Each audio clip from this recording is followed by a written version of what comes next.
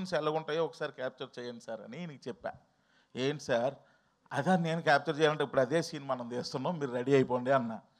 అనగానే ఫ్రేమ్ పెట్టా, నేను చెప్పా, అన్నీ చేసా, మోకాళ్ళ మీద కూర్చోబెట్టా. పాపం కూర్చోబెట్టి ఇప్పుడు అమ్మాయి మీ కళ్ళల్లోకి చూస్తుంది, మీరు ఈ డైలాగ్ చెప్పాలంటే కళ్ళల్లోకి చూడడానికి ఎంత ఇబ్బంది పడ్డారని. అంతే, అది రావట్లా, కళ్ళల్లోకి చూడాలి అంటే దానికోసం మీరు కళ్ళల్లోకే చూడాలి. ఎందుకు లెఫ్ట్కి చూస్తున్నారు, ఎందుకు రైట్కి చూస్తున్నారు, ఎందుకు పైకి చూస్తున్నారు, ఎందుకు కిందకి చూస్తున్నారు, మీరు ఒకసారి చూడండి సార్ మీకు అర్థం అవుతుంది అన్నాడు.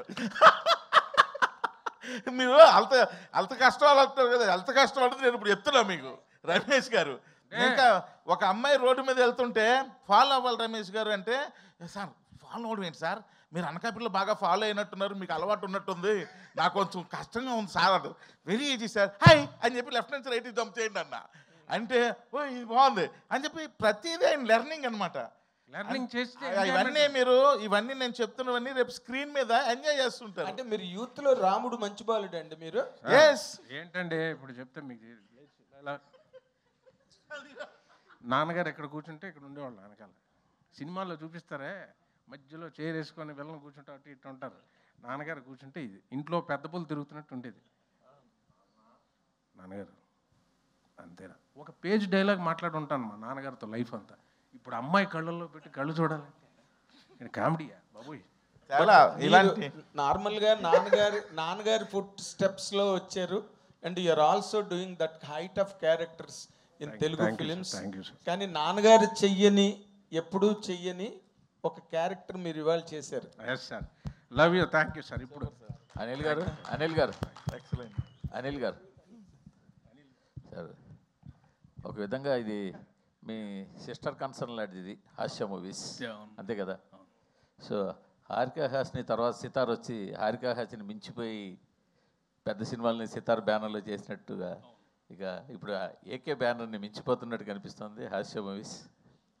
అంటే ఎప్పటికైనా మన ఇద్దరు పిల్లలు ఉన్నారు అనుకోండి, ఎవరు టాప్లో ఉన్నా మనం హ్యాపీ ఫీల్ అవుతాం. అర్థమైందండి? సేమ్ థింగ్ ఇప్పుడు హాస్య మీద పెద్ద హిట్ వచ్చింది అనుకోండి, నాకు హ్యాపీ. ఏక మీద వచ్చినా హ్యాపీ. దేని మీద వస్తే హ్యాపీ అంటే మాత్రం రెండు కళ్ళు అంటారు కదా, రెండు కళ్ళలో ఏ కన్ను పోవాలి, ఏ కన్ను బాగా ఉండాలి అనేది ఎప్పుడు కోరుకోండి. అన్నీ బాగుండాలి, అందరూ బాగుండాలి. సందీప్ గారు, ఏకే బ్యానర్ ఎప్పుడు బౌన్స్ బ్యాక్ అవబోతుంది? ఏదండి? ఏకే బ్యానర్ ఎప్పుడు బౌన్స్ బ్యాక్ అవబోతుంది? ఈ సినిమా ఇండస్ట్రీలో every Friday anything can happen అండి, అంతే. సందీప్ గారు, సో మీ 15 ఏళ్ళ కెరీర్లో 30వ సినిమా. సో ట్రైలర్ చాలా ఇంట్రెస్టింగ్గా ఎంటర్టైనింగ్గా ఉంది. సో ఒక ఎంటర్టైన్మెంట్ సినిమా, సో ప్రేక్షకులకు కావాల్సిన సినిమా వస్తే ఏ విధంగా సో ఎంజాయ్ చేస్తారు, ఏ విధంగా ప్రొడ్యూసర్స్కి డబ్బులు కులిపిస్తారు అనేది మన సంక్రాంతికి రుజువైంది. సో అలాంటి ఫ్లేవర్ కనబడుతుంది, చక్కగా థియేటర్లోకి ఆడియన్స్ అంతా వచ్చి ఎంజాయ్ చేసేలా సో ఒక ఫన్ రైడ్గా వెళ్ళిపోతుంది. అయితే దీనికి సంబంధించి ఆడియన్స్ని అయితే ఎంత ఎంటర్టైన్ చేసినప్పటికీ వాళ్ళతో మజాకులాడితే వాళ్ళు ఊరుకునేది లేదు, థియేటర్కి వచ్చే పరిస్థితి లేదు. మీరు అదే టైటిల్ చాలా మజాక్ అని పెట్టేసి సినిమా ఆడియన్స్ ముందు రాబోతున్నారు. వాళ్ళు ఎక్స్పెక్ట్ చేసినంత ఎంటర్టైన్మెంట్ మీలో నుంచి ఎంతవరకు డైరెక్టర్ తీసుకున్నారు, మీరు ఈ కథకి సో ఎంతవరకు యాప్ట్ అయ్యారు? ఈ సినిమాలో పనిచేసిన టీం మెంబర్స్ అందరూ కానీ యాక్టర్స్ అందరూ కూడా చేసే పని చాలా సీరియస్గా తీసుకుని చేసేవాళ్ళండి. ఎవరు ఆషామాషిగా వాళ్ళు చేసిన పనిలో చేసే సినిమానే తీసుకునే బ్యాచ్ కాదు. ఐ థింక్ ఈ సినిమా కుదిరిన అతిపెద్ద అదృష్టం కూడా అదే. మీకు మజాక్ అనే cinema out of 2.5 hours run time ఉంది. 2 గంటల సేపు చాలా లౌడ్ లాఫ్టర్ ఉంటుంది థియేటర్లో.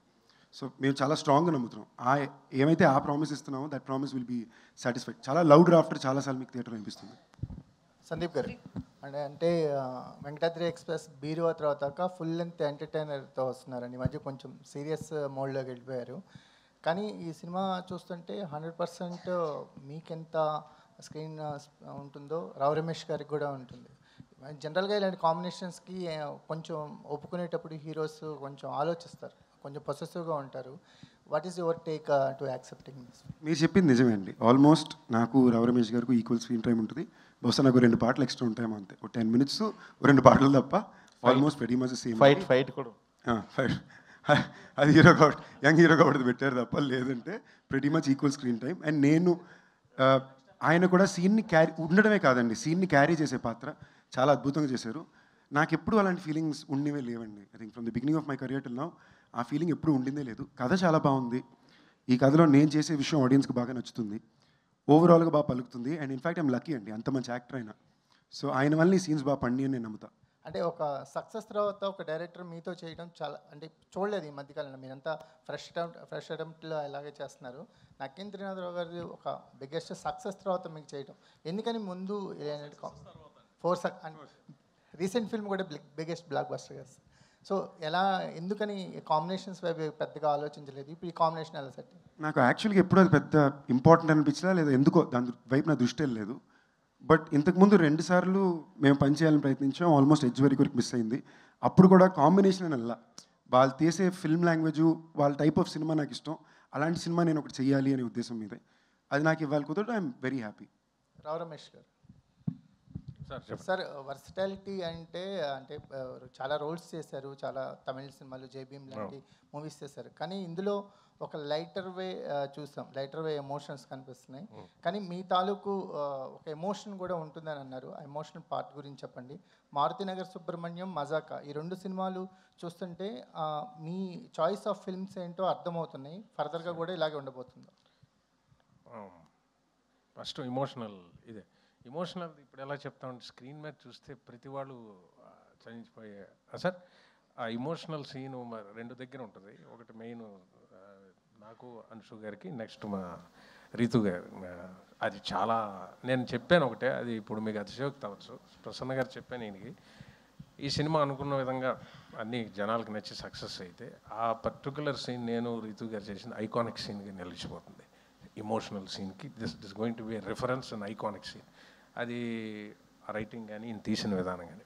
ఇక మారుతినగర్ సుబ్రహ్మణ్యం నాకు స్పెషల్గా నా మీద పెట్టి నమ్మకంతో తీసి ఇండివిజువల్ పేరు మీద చాలా తృప్తిని కెరీర్లో ఒక ఏమంటారు రీఇన్వెంటింగ్ కెరీర్ అంటారు చూసారు, ఎప్పటికప్పుడు మార్చుకొని మనం ముందుకు వెళ్ళకపోతే ఒక ఫిక్స్డ్ ప్యాటర్న్లోకి అయిపోతాం. అందులో మన తెలుగు పిక్చర్స్ ఏంటంటే మీకు తెలుసు, ఒక పోలీస్ క్యారెక్టర్ ఇచ్చారనుకోండి, ఇక టోపీ తీనేవారు, లాస్ట్కి ఇచ్చేసి సొంతగా డ్రెస్ కుట్టేసుకుంటారు.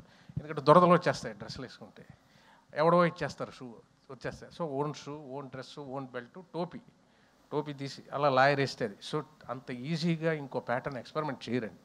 మారుతినగర్ సుబ్రహ్మణ్యం నా మీద తీసి అది చాలా నమ్మకాన్ని ఇచ్చి జనం కూడా ఆదరించేసరికి ఓటీటీలో కూడా చాలా మంచి సక్సెస్ అయింది. నెక్స్ట్ ఇది దాని ఎన్నో రెట్లు ముందుకు తీసుకెళ్ళి డ్యాన్సులు చేసి, ఇది యంగీగా ఉండాలి రమేష్ గారు, ఎనర్జీ అంటాడు ఈయన. షార్ట్కి ముందు కంపల్సరీగా యాక్షన్కి ముందు అనేది ఇది ఎనర్జీ అంటాడు, తక్కువని అలర్ట్ అవుతారు అనమాట. ఆయన ఎనర్జీ ఉంటే కానీ ఆడియన్స్ పాయింట్ ఆఫ్ ఎప్పుడు ఆడియన్ ఆలోచించే డైరెక్టర్ అయినా. సో ఇది చాలా రేట్ వస్తుంది. ఇలాంటి పాత్రలు ఒక లీడ్ లాగా సినిమా అంతా చేస్తే ఆనందం అండి. 10 రోజులు 12 రోజులు చేస్తాం, ఆ సమయానికి 1 డే 2 డేస్ చేసి మళ్ళీ డిస్కనెక్ట్ వెళ్ళిపోతాం. సినిమా అంతా చేశాను, దాదాపు ఇది 43 రోజులు 44 రోజులు చేశాను. ఈ సినిమా అంతా ట్రావెల్ చేయడంలో చేసింది. ఇది డెఫినెట్గా ఆడియన్స్ ఎంత ఎంజాయ్ చేస్తారో అంత ఎంజాయ్మెంట్ చేసింది. సో అలాంటి పాత్రలు చేయాలనే ఉంటుందండి, ఎప్పుడు ఎదగాలనే ఉంటుంది కదా, ముందుకు వెళ్ళాలనే ఉంటుంది.